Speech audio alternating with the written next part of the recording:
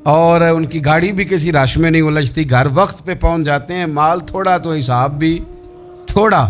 تو ہم نا لمبی امیدوں کے چکر میں اس لیے پریشان ہے. رب کہتا ہے بھائی لینا ترجعون, تم نے اپنے گھر واپس آنا ہے, تم نے ادھر لوٹنا ہے, تم اتنے لمبے چوڑے معاملات کا شکار نہ ہو جانا. تیسری بات جس کو آپ ضرور سمجھیں گے اور اس پر آپ غور کریں گے, بندوں پر اعتماد کرنا چھوڑ دیں, اللہ پر اعتماد کریں. ایک اعتماد ہے اللہ کے نیک بندوں کا, دعاؤں کا اعتماد, نسبتوں کا اعتماد, اس کی بات نہیں کر رہا میں. دنیا داروں, سیٹھوں, نوابوں, جاگیرداروں پر اعتماد کی بات کر رہا ہوں. اعتماد خلق چھوڑ دیں, اعتماد خالق کریں. بندوں پر بھروسہ نہیں, بھروسہ اللہ کی ذات پر. جو بندہ رب کی ذات پر بھروسہ کرتا ہے مضبوط ہو جاتا ہے, طاقتور ہو جاتا ہے, کمزور نہیں پڑتا. یہ ضروری نہیں کہ آپ کے دوست مخلص نہیں تھے تو اس لیے آپ کا کام نہیں ہو سکا. یہ ضروری نہیں ہوتا. ہو سکتا ہے آپ کے دوست پورے مخلص ہوں, تعاون بھی پورا کرنے کو تیار ہوں, پر رب کریم کا ارادہ قدرتی نہ ہو کہ آپ کا کام ہو. کیا کر لیں گے آپ کے احباب, آپ کے دوست کیا کر لیں گے؟ اللہ کا ارادہ قدرتی نہیں. شاید اسی لیے کسی درویش نے کہا تھا کہ خوش نصیب وہ ہے جو اپنے نصیب پہ راضی ہے. وہ شاید زیادہ نصیب والا ہے جو اپنے نصیب پہ خوش ہو گیا. عزیز دوست, چیزوں کو سمجھ لیں اور اچھی طرح سے آپ سمجھ لیں کہ ہو سکتا ہے کہ آپ کے دوست آپ کو پورا کندھا دینا چاہ رہے تھے, وہ تیار تھے, پر اس وقت آپ کا نصیب ہی کچھ اور تھا. آپ ان خزانوں پر زیادہ توجہ کریں جو خزانے رب کے پاس ہیں. ہمیں اپنے تعلقات پر بڑا بھروسہ ہوتا ہے, ہمیں بڑا پتہ ہوتا ہے اتنے لوگوں سے میرا جرانہ ہے, فلانے سے میرے دوستی ہے. اور بھائی یہ سارے کام تب ہوں گے جب رب چاہے گا. بہترین ڈاکٹر کے پاس جا کے دوا کھا لے میرے عزیز, شفا تبھی ہوگی جب میرا اللہ چاہے گا. سارے ٹیسٹ کر لیے ہیں ڈاکٹر نے مریض کے, ساری رپورٹیں آ گئی ہیں, ہر چیز ٹھیک ہے, لیکن نہ وہ کھا پاتا ہے, نہ وہ سو پاتا ہے, نہ وہ چل پاتا ہے, نہ وہ ہنس پاتا ہے. اس نے پوری دنیا جہاں تک اس کی دوڑ تھی اس نے لگا لی, لیکن لازمی نتیجہ یہ نکلتا ہے کہ اسے کہنا پڑتا ہے کہ ہوگا وہی جو میرا رب چاہے گا. اس لیے جو خزانے میری جیب میں, آپ کی جیب میں ہیں, جو تعلقات ہمارے ہیں, ان تعلقات پر بھروسہ نہ کرو, بلکہ وہ خزانے جو اللہ کے پاس ہیں ان پر بھروسہ کریں. آپ مضبوط ہو جائیں گے. داتا گنج بخش علی اجمیری قربان جائیں. گنج بخشے فیض عالم مظہر نور نا کی سارا پیر کامل اور کامل آرا رہنما. اس ملک کے وطن عزیز کا جو لوگ حسن ہے نا, ان میں بڑے بڑے تارے ہیں, پر اس وطن کا جو چاند ہے وہ داتا گنج بخش علی اجمیری ہے. داتا صاحب چاند ہے میرے وطن کا. اس وطن میں جو چمکے گا وہ داتا علی اجمیری سے فیض لے کے چمکے گا. یہ کمال ہے. وہ کہتے ہیں کہ علاقے میں قحط پڑ گیا تھا, گندم کا ایک دانہ لوگوں کو میسر نہیں تھا, بارش نہیں ہوئی, سالوں بیت گئے, لوگ بڑے پریشان تھے, بڑی آزمائش میں تھے, ہر بندہ تکلیف میں تھا. بازار میں لوگ آتے تھے تو سہمے سہمے سے, ڈرے ڈرے سے, پریشان پریشان سے. قحط ہے, آزمائش ہے, مجبوری ہے, جانور بھوکوں مر رہے ہیں. اللہ تبارک و تعالیٰ کی طرف سے لوگوں پر ایک آزمائش ہے, لوگ صبر کر رہے ہیں. کہتے ایک غلام بازار آیا تھالا لے کے کچھ خریدنے. آیا بھی تو اٹکیلیاں کرتا, اور چیزیں خریدی تو ہنستے ہوئے, اور جانے لگا تو مسکراتے ہوئے. پریشانیوں میں, دکھوں میں کو بندہ اگر اس طرح ہنسے تو بعضوں کا طبیعت چڑھ جاتی ہے کہ یار ہم پریشان ہیں, تجھے کس بات کی خوشیاں چڑھی ہوئی ہیں. کہتے ہیں لوگوں نے بازو تھام کے غصے سے کہا تو اتنا خوش کیوں ہے جب سارا شہر پریشان ہے, سارا ملک آزمائش میں ہے, تو اتنا کیوں ہنس رہا ہے. کہنے لگا تم ہوگے پریشان, میں جس کا غلام ہوں نا, میرا جو آقا ہے, اس نے اپنے برتن بڑے پہلے گندم سے بھر لیے تھے. میرے آقا کے بڑولے بھرے ہوئے ہیں, لہذا میں کسی پریشانی میں نہیں ہوں, خوش ہوں. داتا علی اجمیری رحمت اللہ علیہ کمال کر گئے, سید حجویر مخدوم امم. داتا صاحب فرماتے ہیں اگر تیرا اور میرا رب کے خزانوں پر اتنا بھی یقین ہو جائے نا جتنا اس غلام کا اپنے آقا کے خزانے پہ ہے، تو پھر ہم ہر وقت رو کے نہ دکھائیں، پھر ہر وقت ہم غربتوں کے رونے نہ روئیں، پھر ہر وقت ہم یہ مایوسیوں کی کہانیاں نہ سنائیں۔ لوگ اگر کہیں کہ بڑے دکھ ہیں، بڑی آزمائش ہے، بڑی پریشانی ہے، دنیا بڑی تکلیف میں، بیماریاں آ گئیں، آفتیں آ گئیں، تو بندہ مومن ہنس کے کہتا ہے تم پریشان ہو گئے، ہم تو جس رب کے ماننے والے ہیں اس کے خزانے بھرے ہوئے ہیں، اور ہمارا رب عطا کرتا ہے تو پھر اپنے کرم سے اس طرح عطا کرتا ہے کہ وَيَرْزُقْهُ مِنْ حَيْثُ لَا يَحْتَسِبُ، وہ کہتے ہیں میں اتنا دوں گا اور وہاں سے دوں گا کہ تجھے خبر بھی نہیں ہوگی، میں تجھے وہاں سے دوں گا کہ تو نے کبھی سوچا بھی نہیں ہوگا۔ آپ اگر چاہتے ہیں کہ زندگی سکون میں آ جائے، سکون میں، تو لوگوں کی جیبوں پہ نظر چھوڑ دیں، رب کے خزانوں پہ نگاہ جمائیں۔ اتنا نوازتا ہے، اتنا نوازتا ہے، اتنا نوازتا ہے کہ انسان حیران ہو جاتا ہے کہ مجھے اتنا بھی مل سکتا ہے۔ ایک بات یہ میرے عزیز کہ اپنی زندگی میں نا دعووں سے بچیں، دعووں سے بچیں، لفظوں اور عمل اور اٹھنے بیٹھنے، اس میں کسی بھی قسم کے تکبر سے اپنے آپ کو بچائیں۔ بندہ ہی اچھا لگتا ہے، وہ اگر دعووں پہ اتر آتا ہے نا، کہانیوں پہ اتر آتا ہے اور داستان سرائی پہ اتر آتا ہے اور وہ لوگوں کو آئینے دکھانے شروع کر دیتا ہے اور اسے تقوی کا ہیضہ ہو جاتا ہے، نیکی کا بخار چڑھ جاتا ہے، تو پھر بھی وہ پریشان ہو جاتا ہے۔ اس لیے کہ جب انسان پرہیزگاری کی اینک لگا لے تو اسے باقی سارے لوگ گناہگار نظر آتے ہیں۔ آپ اگر سکھ ہی رہنا چاہتے ہیں نا تو عاجزی اختیار کریں۔ کیوں کہ جب آپ عاجزی اختیار کریں گے تو آپ کو اللہ کی مخلوق اچھی لگنے لگ جائے گی، کیوں کہ آپ اپنے سے بھی کسی کو بہتر سمجھتے ہیں۔ جب تک آپ میں تکبر ہے، میں نے دیکھا ہے کہ لوگ تکبر کا شکار ہو جاتے ہیں، کسی کو جھوٹا، کسی کو بددیانت، کسی کو فراڈیا، کسی کو دھوکے باز، کسی کو ڈاکو، کسی کو چور، کسی کو غدار، کسی کو فلانا، کسی کو فلانا۔ اصل بات کیا ہے؟ اصل بات یہ ہے کہ اس شخص کے دماغ کے اندر تکبر کا سودا سما گیا، یہ کسی چکر میں پڑ گیا ہے، اس کو ہیضہ ہو گیا ہے پرہیزگاری کا، یہ سمجھنے لگے کہ جو میں سوچتا ہوں وہ صرف وہی ٹھیک ہے۔ تیرا یہ دعویٰ ہے کہ ساری مخلوق ٹھیک نہیں، اور میرا رب فرماتا ہے لَقَدْ خَلَقْنَا الْإِنسَانَ فِي أَحْسَنِ تَقْوِيمٍ، میں نے مخلوق بنائی بڑی سونی ہے۔ ہم نا جب یہاں آ جاتے ہیں نا، یہاں ایک شخص تھا جس کا نام تھا بلعم بن باورہ، یہ بڑا مستجاب الدعوات تھا، جو دعا مانگتا تھا اللہ قبول فرما لیتا، پرہیزگار تھا، اسم اعظم اللہ نے اسے عطا کر دیا۔ حضرت موسیٰ علیہ السلام کے دور میں حضرت موسیٰ علیہ السلام نے جب اپنی قوم کو لے کے جبارین کے خلاف جہاد شروع کیا، نکلے تو اس طرف آنا تھا جس طرف یہ رہتا تھا۔ لوگ سارے اکٹھے ہو کے اس کے پاس آئے، آ کے کہنے لگے حضرت موسیٰ علیہ السلام آ رہے ہیں اپنی قوم کو لے کے حملہ کرنے کے لیے، تو دعا کر دے، معاذ اللہ نبی کے خلاف دعا کر دے، تو بد دعا کر دے تاکہ وہ آ نہ سکیں، تیری دعائیں قبول ہوتی ہیں۔ پہلے تو کہنے لگا کہ کتنے بدبخت ہو، مجھے نبی کے خلاف بات کرنے اور دعا کرنے کا کہہ رہے ہو، معاذ اللہ، بدبخت ہو، دوڑ جاؤ۔ لیکن اللہ سے یہ توفیق مانگے کہ وہ انسان کا شعور سلامت رکھے، شعور سلامت۔ حضرت سلطان باؤ رحمۃ اللہ علیہ نے اپنے دور میں کہا تھا کہ ایمان سلامت ہر کوئی مانگدا ہے، عشق سلامت کوئی، وہ تو انہوں نے کہا تھا نا۔ اور آج کیا حال ہے کہ مال سلامت ہر کوئی مانگدا ہے، تو ایمان سلامت کوئی۔ اب کہاں ایمان سے، اب تو مال سلامت مانگتے ہیں الا ماشاء اللہ۔ تو انہوں نے کہا تھا کہ ہمارے دور میں سارے ایمان کی سلامتی مانگتے ہیں اور میں عشق کی مانگتا ہوں۔ اور میں لوگوں کو کیا کہوں، میں تو یہی کہہ سکتا ہوں حضرت سلطان صاحب سے معافی لے کے کہ حضور ہونتے مال سلامت ہر کوئی منگدا ہے، تھے ایمان سلامت کوئی۔ اب تو یہ حال ہو گیا۔ او بلعم بن باورہ غلط فہمی ہو گئی، پہلے تو لوگوں کو اس نے ڈانٹ دیا، لیکن جب لوگ دوبارہ آئے نا تو تحفے طائف لے کے آئے، لالچ میں آ گیا، پاگل ہو گیا، بیوقوف ہو گیا۔ ہرس ہوس یہ کہیں کا نہیں چھوڑتا انسان کو۔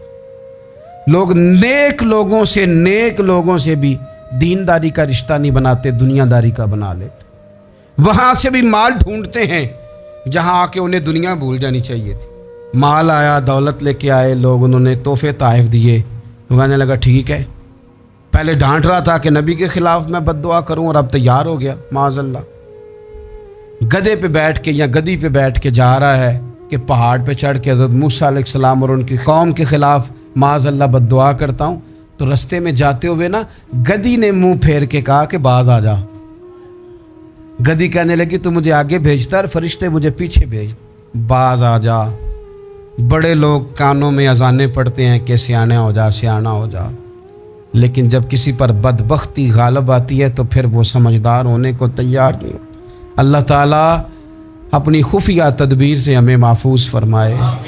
अल्लाह ताला हमारे हक़ में जब भी फ़ैसला करे तो रहमत वाला करे, करम वाला करे, आसानी वाला करे। चढ़ गया पहाड़ पे, और पहाड़ पे चढ़ के जब उसने हाथ उठाए, वो लोग जो बद्दुआ कराने वाले थे वो साथ ही थे, तो अपने मुंह से लफ्ज़ निकालता है हज़रत मूसा के ख़िलाफ़ माज़अल्लाह, लेकिन वो लफ्ज़ अपनी कौम के ख़िलाफ़ निकलते हैं। वो उनके ख़िलाफ़ बद्दुआ करने चला था, तो चूँकि हर चीज़ अल्लाह के दस्ते कुदरत में है ना, तो ज़ुबान से निकालता कुछ है, निकलता कुछ और है। फिर वो वक्त भी आया कि ज़ुबान लटक गई, सीने पे आ गई, अज़ाब आ गया अल्लाह का, तबाह हो गया अपनी कौम समेत। अपनी ज़िंदगी में याद रख ले अच्छी तरह, हिरस, हवस, तकब्बुर, गुरूर, वो किसी चीज़ का भी हो, वो इंसान को ले डूबता है। अगर आप ज़मीन पे खड़े रह के लोगों को देखेंगे तो कुछ लोग अगर आपको अपने बराबर नज़र आएंगे ना कद में, तो कुछ इंशाल्लाह बड़े भी नज़र आएंगे। हमने लिस्टें बना ली हैं कि कौन कौन कितना गलत है। हमने हर एक के बारे में 2-4 बातें याद कर ली, फ़लाना इतना ख़राब है, फ़लाना इतना और फ़लाना इतना। उसका नुकसान ये हुआ है कि अल्लाह की खूबसूरत मखलूक, खूबसूरत रंगों में हमने हालात ख़राब कर लिए हैं। अगर हम चाहते हैं कि हमारा दिल सुकून में आए, करार में आए, तो ज़िंदगी आजिज़ी वाली, इनकिसारी वाली, अल्लाह तबारक व तआला की बात। मैं अक्सर कहता हूँ कि नबी पाक सल्लल्लाहु ताला अलैहि वसल्लम ने कितनी शानें बयान की, हज़रत उमर फ़ारूक, कितनी अज़मतें हुज़ूर ने उनकी बयान की। जब उनका विसाल होने लगा ना, उनको ज़ख्म लगा, तो लोग उनकी तारीफ़ें करने लगे। अब उनको भी पता था कि मेरी अज़मत में हुज़ूर ने क्या कुछ बयान किया है। लोग उनकी तारीफ़ करने लगे, अमीरुल मोमिनीन आपको ये कमाल हासिल है। तो हज़रत उमर फरमाने लगे दुआ करो बस मेरी नेकी और बदियाँ बराबर बराबर हो जाएं, नेकियां और बदियां बराबर हो जाएं। मैं किसी दर्जे का ख्वाहिशमंद नहीं, बस ये चाहता हूँ कि ये आजिज़ी का हुस्न देखें, इनकिसारी का ये दर्जा देखें। फरमाते हैं बस यार माफ़ी दे दे ना, वो माफ़ कर दे, फिर तो बात बन गई। मैं जलसों पे, इज्तिमात पे जाता हूँ तो एक रिवाज बन गया है, लोग बड़ी बड़ी कतारों में फूल लेके खड़े हो जाते हैं और गाड़ियों में फेंकते हैं। तो मैं अपने संगियों से कहता हूँ कि अगर तो क़यामत में भी एक फूल मिल गया ना, तो फिर तो ये सारे इस्तकबाल काम आ गए। और अगर वहाँ खड़ा कर लिया गया ना, सही हदीस में हुज़ूर ने फरमाया है कि कुछ सवालों के लिए बंदे को महशर के मैदान में खड़ा कर लिया जाएगा। उन सवालों में से एक सवाल ये भी होगा कि बता अपने इल्म पर अमल कितना किया था। तो मैंने कहा अगर तो रोक लिए गए तो फिर इन फूलों का क्या बनेगा, फिर तो आजमाइश में आ जाएंगे। अल्लाहुम्मा अस्तुरना बिसित्रिकल जमील अस्तगफिरुल्लाह रब्बी मिन कुल्लि ज़ंबिन व अतूबु इलैह। ऐ अल्लाह, जो गलतियाँ याद हैं उनसे भी तौबा करते हैं, जो भूल गई हैं उनसे भी तौबा करते हैं, जो ज़ाहिर है उनसे भी तौबा करते हैं, जो छुपी हुई हैं तेरा और हमारा राज है हम उनसे भी तौबा करते हैं। मालिक, जहाँ जहाँ जिस जिस मकाम पर जिस जिस लिहाज से आमदन या सहवन बोल कर, लहजे से और इशारे किनाए से भी कहीं को तेरी नाफरमानी कर बैठे हैं तो उससे भी तेरी पनाह में आते हैं। अपनी पनाह में रखियो, अपनी पनाह में हमें ईमान की मौत दीजिए।